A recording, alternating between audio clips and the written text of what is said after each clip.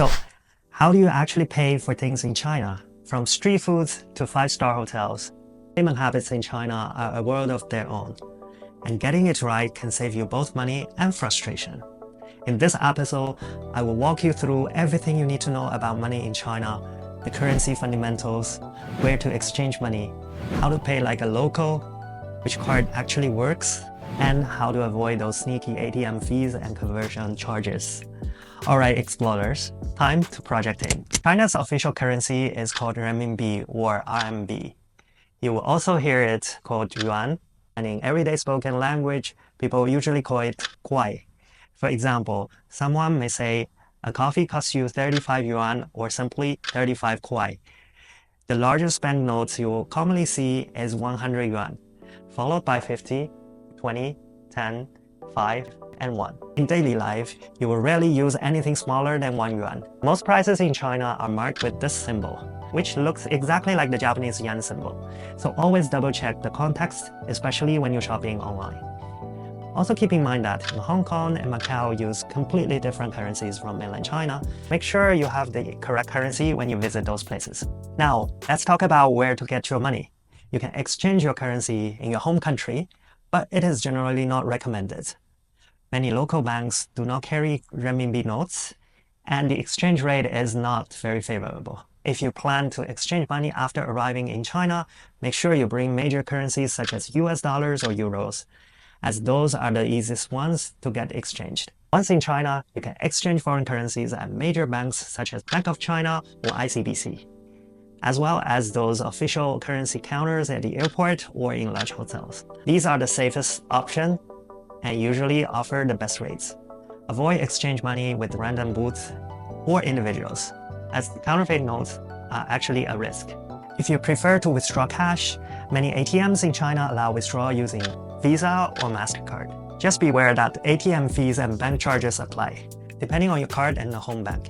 To reduce surcharge, I would suggest you to withdraw in one go with a larger amount rather than several withdrawals. If you are still working out your travel budget, make sure you check out my other video where I break down how much money you actually need for your trip to China.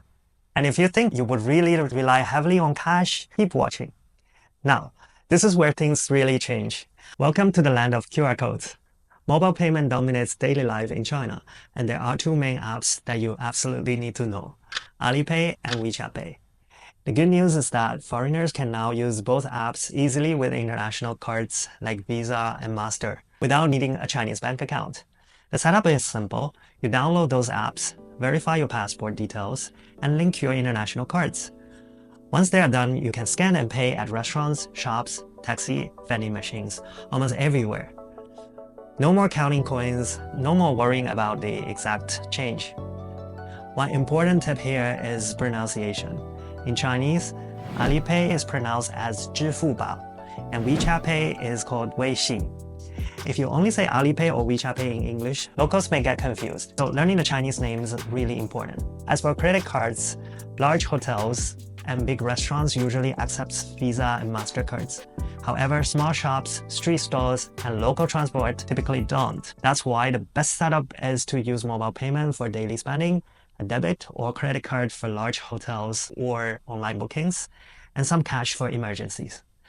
If your card supports Union Pay, you will enjoy wider acceptance across ATMs and retail locations. Now, let's talk about fees and common money mistakes. ATM withdrawals usually come with a transaction fee for around 20 to 30 yuan. Foreign cards may also have exchange rate markup from your home bank. Whenever you are given the option, always choose to pay in Chinese yuan, not your home currency, to avoid dynamic currency conversion charges. For mobile payments, transactions above 200 yuan may incur a 3% service fee. To avoid this, you can split payments into smaller amounts, under 200 yuan, or use another payment method. A few important reminders: always use official apps like Alipay or WeChat Pay. Let your bank know before your travel. Keep offline copies of your cards, numbers, and customer service contacts. Do not exchange money at tourist traps or on the streets. Don't rely only on cash, and never scan random QR codes, as scams do exist. So, what is the best travel finance combination for China? Ideally, you will have Alipay or WeChat Pay linked to your Visa or MasterCard. One travel-friendly debit card with low foreign exchange fees, around 300 to 500 yuan in cash for emergencies, and optionally, a Union Pay card as a backup. This setup will cover you everywhere, from Starbucks in major city to local noodle shops in small villages.